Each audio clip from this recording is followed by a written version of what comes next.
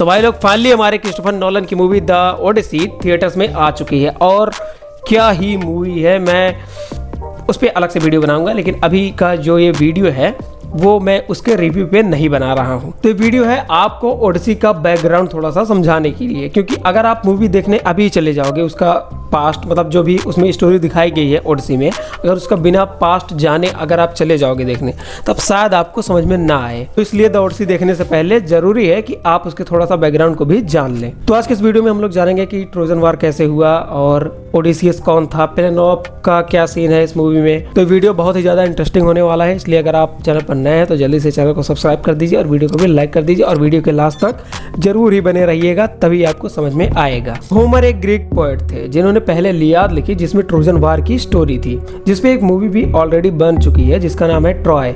अरे वही Brad Pitt वाली। तो अगर आपने उस मूवी को अभी तक नहीं देख रखा है तो उसको एक बार देख लीजिएगा ओडिसी देखने से पहले, आपको पूरा बैकग्राउंड अच्छे से समझ में आ जाएगा। तो क्रिस्टोफर नोलन की ओडिसी मूवी की जो स्टोरी है वो ट्रोजन वार के बाद की है। और अगर आपके मन में ये मिथ है कि ये नोवेल पे बेस्ड है या फिर किसी कहानी पे बेस्ड है, तो ऐसा नहीं है। ये एक पोएम है जिसमें बहुत सारा एडवेंचर है, गॉड्स हैं, मॉन्स्टर्स हैं और भी बहुत सारी मैजिकल चीजें कवर की गई हैं। ये पोएम 3 हिस्सों में डिवाइड की गई है और क्रिस्टोफर नोलन की मूवी द ओडिसी उन तीनों भागों को बहुत ही अच्छी तरीके से कवर करती है। ओडिसी की स्टोरी शुरू होती है ट्रोजन वार के बाद, जो वार 10 साल तक चला था, जिसमें एक बहुत बड़ा रोल था इथाका के किंग ओडिसियस का। किंग ओडिसियस बहुत ही बहादुर राजा था। तो वार खत्म होने के बाद सभी योद्धा लोग वापस लौट रहे थे, सभी को अपनी अपनी फैमिली से मिलना था। ओडिसियस को भी अपनी वाइफ पेनेलोप और बेटे टेलेमेकस से मिलना था। उनका घर लौटने का सफर अगर नॉर्मली चलता तो ज्यादा से ज्यादा 1 हफ्ते उनको लग सकते थे, लेकिन उनको इस सफर को तय करने में पूरे के पूरे 10 साल लग गए।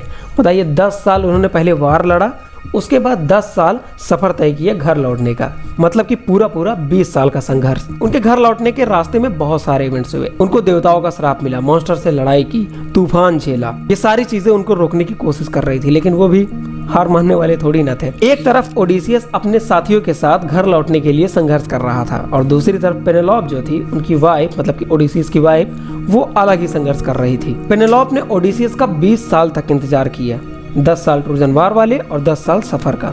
इस बीच उनके पास बहुत सारे ऑफर्स आए, बहुत सारे राजा उनके पास आए और उन्होंने कहा कि इस इंतजार को अब खत्म करो और मुझसे शादी कर लो। पेनेलोप पे लगातार प्रेशर बनाया जा रहा था कि वो अब ओडिसियस का इंतजार छोड़ के किसी और राजा से शादी कर लें, जिसके लिए बहुत सारे लोग उनके पास आए, लेकिन वे मानने को तैयार नहीं थी। फिर पेनेलोप ने इन सारी चीजों से बचने के लिए एक ट्रिक यूज किया। पेनेलोप एक कपड़ा बुन रही थी और उन्होंने कहा था कि जब वे पूरा कपड़ा बुन लेंगी उसके बाद ही वो शादी करेंगी। तो वो क्या करती थी, वो सारा दिन कपड़ा बुनती थी और रात में सोने से पहले वो कपड़ा खोल देती थी ताकि उनकी शादी पोस्टपोन होती रहे। ऐसा करते करते कुछ समय के लिए तो वो उस सिचुएशन से बच गई, लेकिन अब कंडीशन बहुत ही ज्यादा बुरी हो चुकी थी।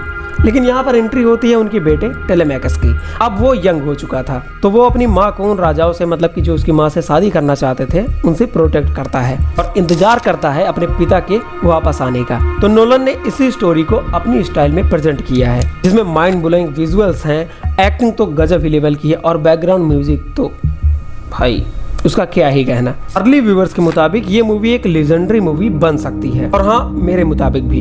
तो दोस्तों, आई होप आपको इसका पूरा बैकग्राउंड समझ में आ गया होगा। अगर अब भी नहीं आया है तो आप एक बार ट्राई मूवी जरूर से देख लीजिएगा, मैं आपको रिकमेंड करूंगा। और अगर आपको ये वीडियो अच्छा लगा हो तो इसको लाइक कर दीजिए, चैनल को सब्सक्राइब कर दीजिए। मिलते हैं किसी और वीडियो में किसी और अच्छे टॉपिक के साथ।